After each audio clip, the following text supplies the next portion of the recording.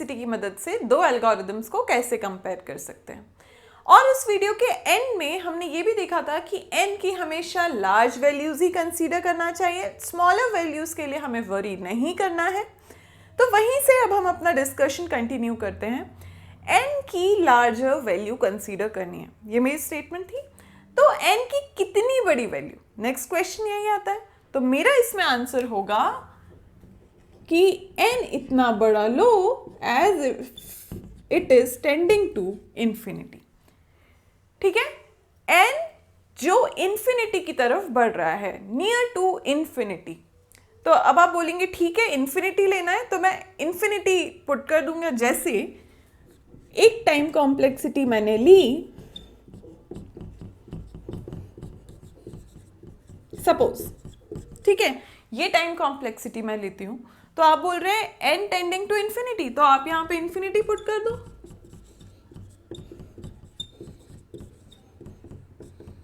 क्या ऐसा कर सकते हैं? इससे तो आपका रिजल्ट इंफिनिटी ही आएगा।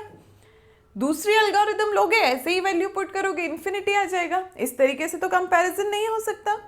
तो इंफिनिटी, जब n टेंडिंग टू इंफिनिटी है, तब हम कैलकुलेशंस कैसे करें, कैसे पता करें कि कौन सी एल्गोरिदम ज्यादा अच्छी परफॉर्म कर रही है when n is near to infinity. आइए समझते हैं। इसके लिए n की एक बड़ी वैल्यू सपोज करो, इंफिनिटी नहीं, कुछ और वैल्यू, एक बड़ी वैल्यू, ठीक है। सपोज मैं लेती हूँ, ठीक है, सपोज हमने इतनी बड़ी वैल्यू कंसीडर की। अब इस n को यहां पे पुट करो, तो कितना होगा, 67 इंटू दिस होल वैल्यू जितना भी है, और यहां भी, समझ रहे हो कितना बड़ा नंबर क्रिएट हो गया। अब आप इसमें प्लस करोगे 58n, ठीक है। तो इस बड़े से नंबर में ये नंबर्स तो बहुत छोटे हैं, इसमें अगर आप 35 ऐड कर रहे हो तो इस नंबर को कुछ ज़्यादा फर्क नहीं पड़ रहा, इस नंबर में कोई ज़्यादा चेंज नहीं आ रहा। तो क्या मैं ये कह सकती हूँ, जब n की बहुत बड़ी वैल्यू मैं कंसीडर कर रही हूँ, तो ये वैल्यू या ये वैल्यू एक तरीके से इनसे ज़्यादा डिफरेंस नहीं आ रहा, इनका वेटेज यहाँ पे इतना नहीं है। तो अगर मैं इस पूरे को ना कंसीडर करके सिर्फ t1n is equals to 67n square भी लिख दूँ तो भी चलेगा, तो भी मैं अपनी कैलकुलेशंस कर पाऊंगी, ठीक है।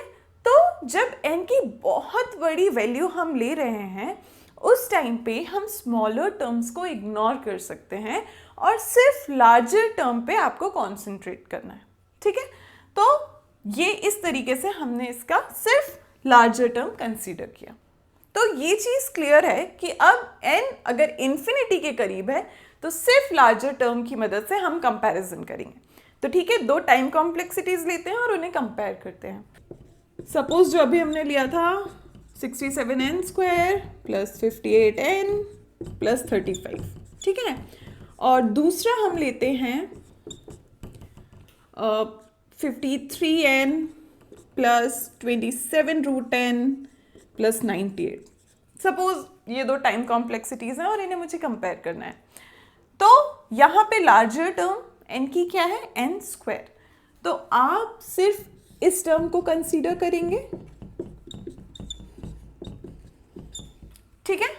यहां पे t2n में बताइए n की लार्जर टर्म ये है, this is √n, n to the power 1/2। तो ये छोटी पावर है, ये ज्यादा डिग्री है इसकी, तो 53n। इसको और इसको आप इग्नोर कर सकते हैं, यहाँ पे इसको और इसको आपने इग्नोर किया।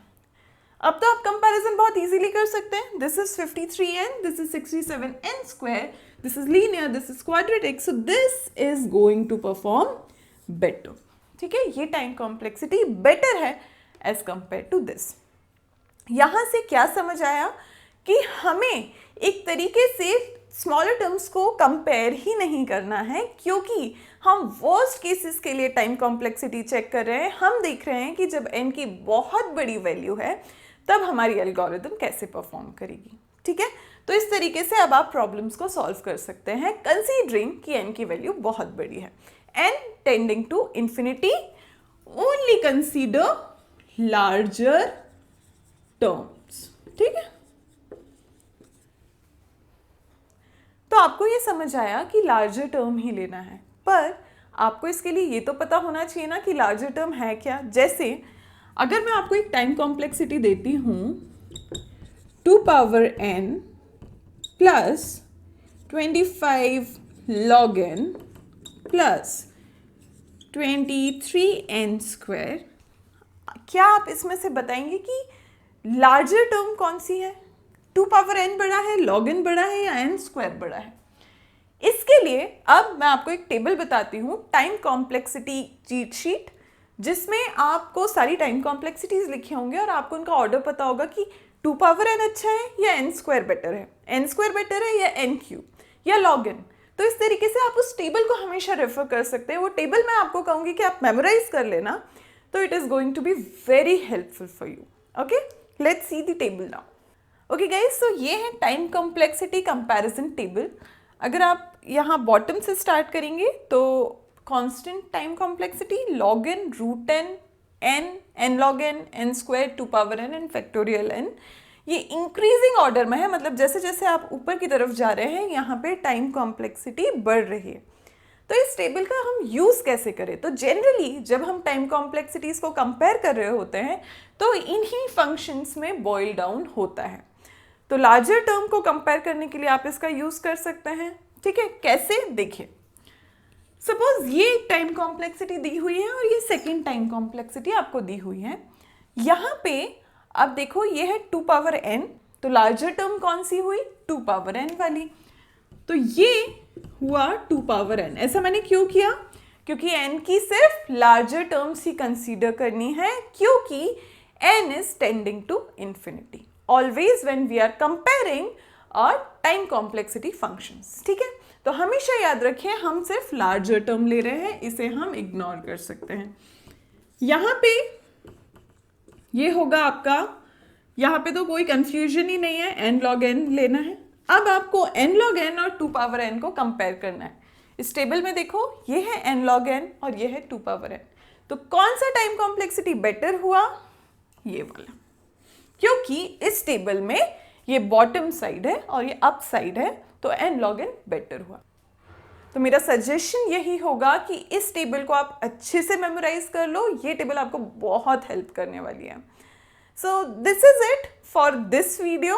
नेक्स्ट ट्यूटोरियल में हम समझेंगे कि बिग ओ नोटेशन क्या होता है। यही वीडियो का इंग्लिश ट्रांसलेशन भी अवेलेबल है, जिसका लिंक आप डिस्क्रिप्शन बॉक्स में देख सकते हैं।